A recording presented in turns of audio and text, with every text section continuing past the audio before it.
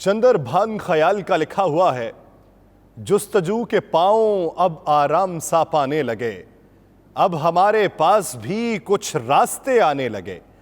वक्त और हालात पर क्या तबसरा कीजिए कि जब एक उलझन दूसरी उलझन को सुलझाने लगे।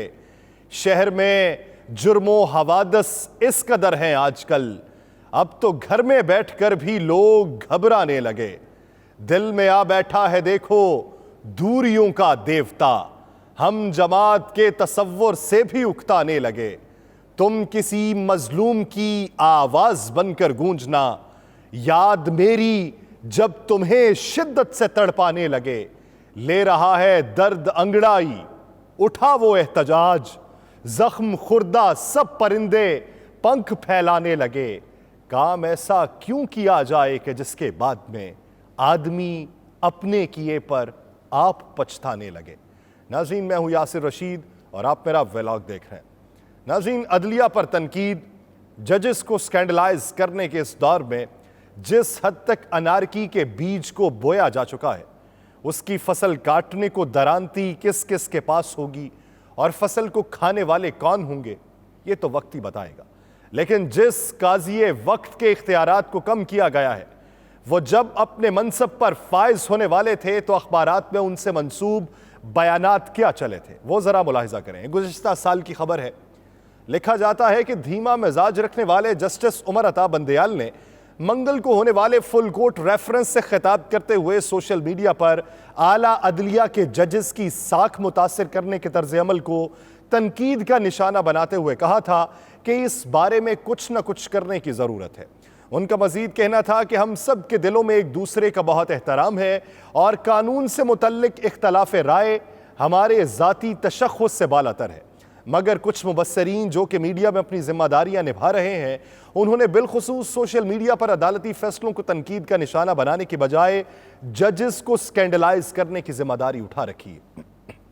चीफ जस्टिस ने कहा कि इस तरह का तर्ज अमल ना सिर्फ गैर पेशा वाराना और गैर महज़ब है, बल्कि ये गैर आईनी भी है और इस हवाले से कुछ न कुछ होना चाहिए।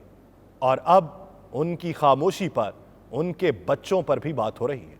अब मीडिया की खामोशी पर पार्लियामेंट का फ्लोर इस काम के लिए इस्तेमाल हो रहा है। अब मीडिया चैनल की खामोशी पर मरियम नवाज अपने जलसों में बैठी तनकीद कर रही हैं। अब मीडिया की खामोशी पर हमारे वजीर कानून बैठे बात कर रहे हैं। अब मीडिया की खामोशी पर वजारत दिफा भी इस हवाले से बातें कर रही है। वो कहती है कि रिफ्ट पैदा हो चुकी है और रिफ्ट का खात्मा इसी वजह से हो सकता है कि एक शख्स के तसल्लुत को खत्म किया जाए। हुजूरे वाला, हर इदारे में एक मनसब होता है, उसी मनसब के हवाले से उसके इख्तियारात मुख्तलिफ होते हैं और दीगर अफराद के इख्तियारात मुख्तलिफ होते हैं। क्या आप आर्मी चीफ के इख्तियारात खत्म करके लेफ्टिनेंट जनरल्स को मंसूब कर सकते हैं? क्या आप वजीर आजम के इख्तियारात को खत्म करके काबीना को दे सकते हैं? क्या आप वजीर आला के इख्तियारात को खत्म करके किसी और वजीर को तफवीज कर सकते हैं? नहीं कर सकते। तो फिर चीफ जस्टिस को आइन ने जो इख्तियारात तफवीज कर रखे हैं वो चीफ जस्टिस के ही हैं। अगर वो इख्तियारात खत्म करने हैं तो उसके लिए आपको आइन में तरमीम करना होगी। अगर उन इख्तियारात को वापस लेना है और किसी और को तफवीज करना है और उसमें कुछ हिस्सा चीफ जस्टिस को देना है तो उसके लिए आपको 2/3 अक्सरियत चाहिए, जो आपके पास नहीं है। जो आप कानून की शक्ल में ला रहे हैं कि बिल पेश किया जाएगा तो उसे कानून बना दिया जाएगा। तो बैरिस्टर अली जफर ने आज ये कहा कि अगर इस तरीके से आप कानून साजी करेंगे तो 15 दिन में ये कलअदम हो जाएगी। नाज़रीन, सुप्रीम कोर्ट का 5 रुकनी लार्जर बेंच आज जब समाअत के लिए आया, जो समाअत थी पंजाब और खैबर पख्तूनख्वा में इलेक्शन के हवाले से, तो चीफ जस्टिस ऑफ पाकिस्तान ने कहा कि जस्टिस अमीनुद्दीन खान कुछ कहना चाहते हैं। इस मौके पर जस्टिस अमीनुद्दीन खान ने केस सुनने से माजरत कर ली। जस्टिस अमीन ने गुज़श्ता रोज के फैसले के तनाजुर में सुनने से माजरत की। जस्टिस अमीन ने कहा कि जस्टिस काजी फायज ईसा के फैसले के तनाजुर में केस सुनने से मैं माजरत करता हूं। जस्टिस अमीनुद्दीन की बात करने के बाद बेंच कोर्ट रूम से चला गया। जस्टिस अमीन की जानिब से माजरत करने के बाद अदालत का लार्जर बेंच तहलील हो चुका है और अब केस में नया बेंच तश्कील दिया जाएगा। गुज़श्ता रोज सुप्रीम कोर्ट ने रूल्स बनाए जाने तक आर्टिकल 184(3) यानी सू मोटो का जो इख्तियार था उसके तमाम केसेस मुलतवी करने का हुक्म दिया था।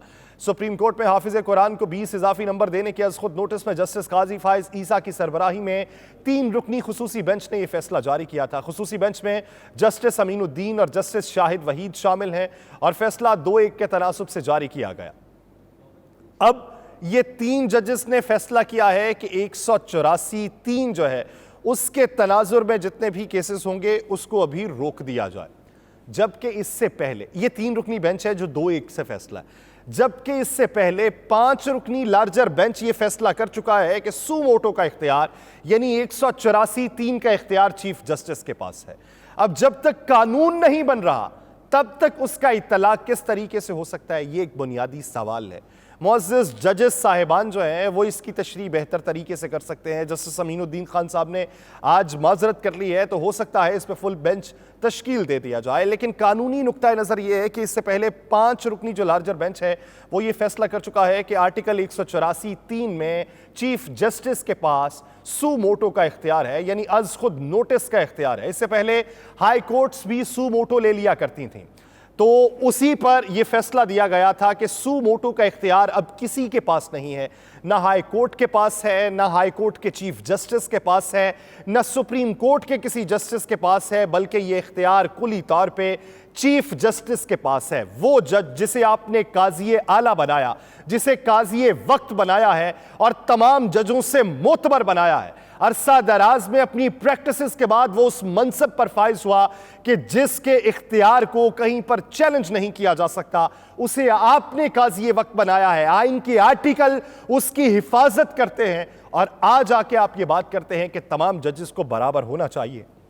अगर होना चाहिए तो फिर एक काउंसलर और मुल्क का वजीर आजम भी बराबर है। जितने इख्तियारात वजीर आजम के पास हैं वो काउंसलर के पास भी होने चाहिए, जितने इख्तियारात वजीर आजम के पास हैं वो कैबिनेट मेंबर के पास भी होने चाहिए, जितने इख्तियारात वजीर आजम के पास हैं वो एक MPA के पास भी होने चाहिए, क्योंकि यहां पर सबकी बराबरी की बात की गई है कि रिफ्ट नहीं होनी चाहिए।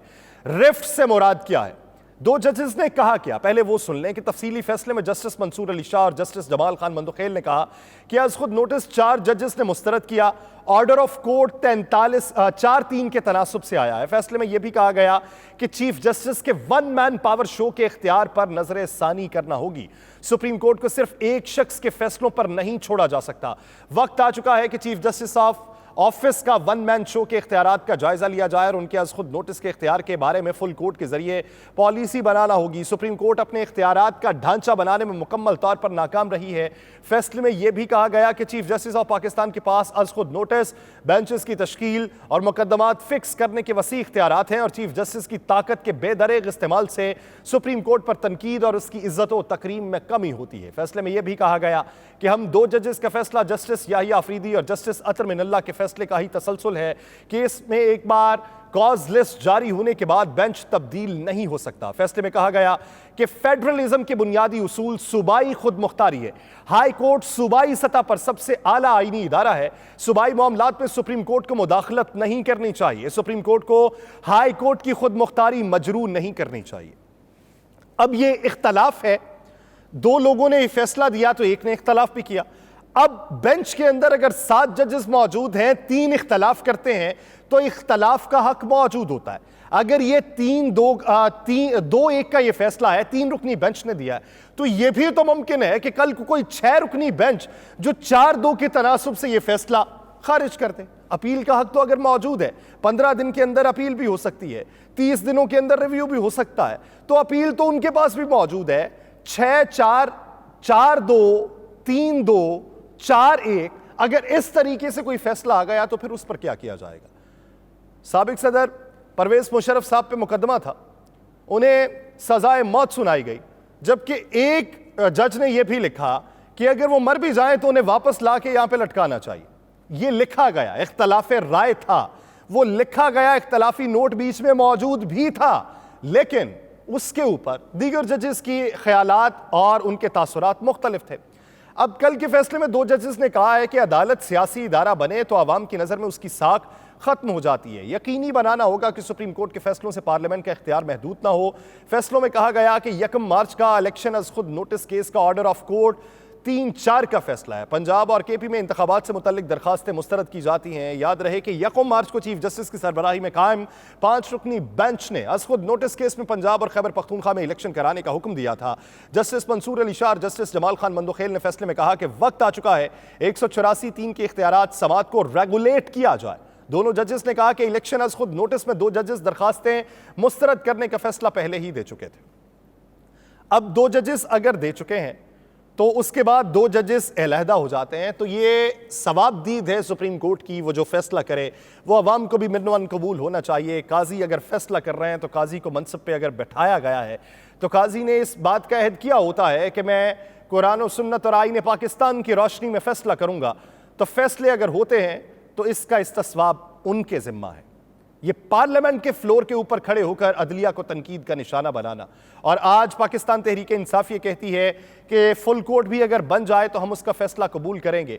तो ये बात याद रखिए कि अगर फैसला आपके हक में ना आया तो ये ना हो कि आप उठें और अदलिया के ऊपर इल्ज़ाम तराशी शुरू कर दें।